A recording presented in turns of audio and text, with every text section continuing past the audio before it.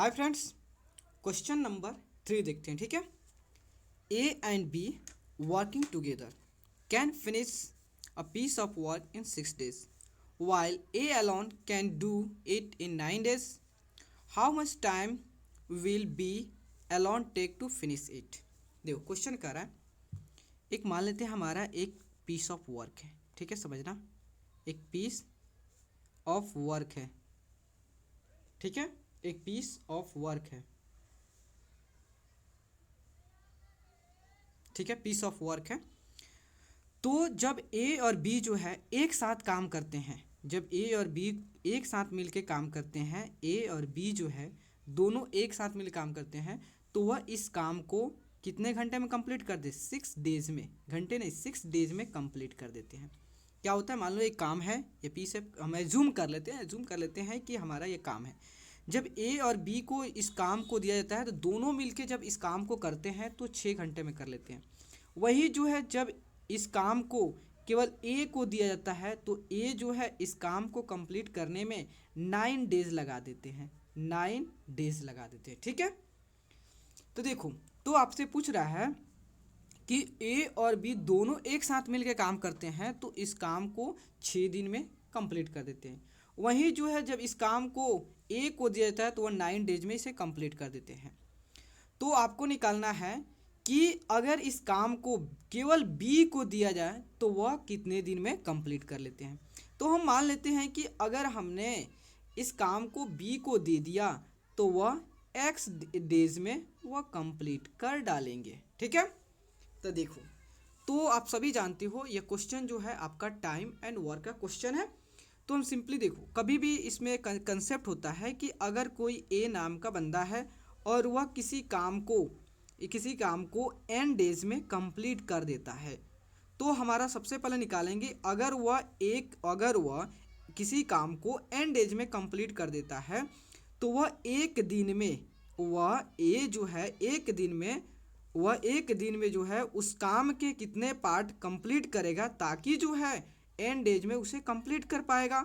इसका मतलब इसका क्या रेसिप्रोकेट कर देंगे, दैट मीन्स 1/n। अगर ए जो है डेली 1/n पार्ट जो है काम कंप्लीट करेगा तब जाके वह n days में उसे कंप्लीट कर देगा। ठीक है, तो वही कंसेप्ट हम यहाँ पे क्वेश्चन में अप्लाई करेंगे। ठीक है, कोई डाउट नहीं है। तो देखो, सबसे पहले दिया है ए और बी दोनों मिलके इस काम को कितने दिन में अंजाम दे रहे हैं? 6 days में। तो हम निकालेंगे कि अगर वह उस काम को 6 days में कंप्लीट कर दे रहे हैं तो 1 घंटे में उस काम को कितने पार्ट को कंप्लीट कर रहे हैं, ताकि जो है वह 6 दिनों में उस काम को कंप्लीट कर देते हैं। ठीक है, तो देखो, work done by both A and be in 1 day।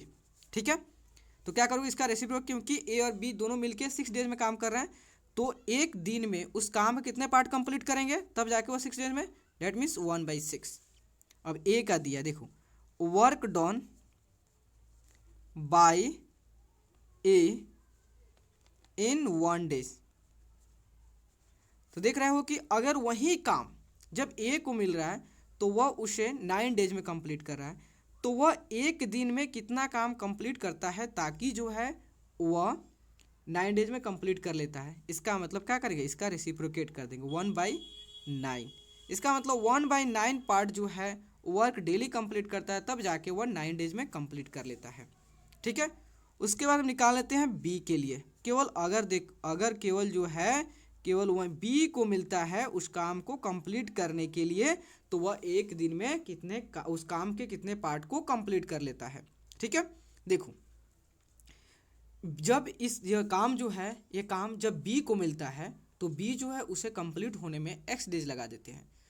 तो वह डेली कितना काम करेगा ताकि उसको x days में कंप्लीट कर देगा। इसका मतलब उसका रेसिप्रोकेट कर देंगे तो हमारा निकल जाएगा, मतलब 1/x वर्क डेली करेगा तब जाके वह x days में उससे कंप्लीट कर देगा। ठीक है, तो देखो, अब समझो कि अगर ए और बी दोनों मिलके एक साथ काम कर रहे थे तो उन्हें लग रहा था कितना, 6 hours लग रहे थे, और ए और बी के द्वारा एक दिन में कितना काम किया जा रहा है, 1/6 हो रहा है, मतलब उस काम के 1/6 पार्ट काम कर ए बाई दोनों मिलके।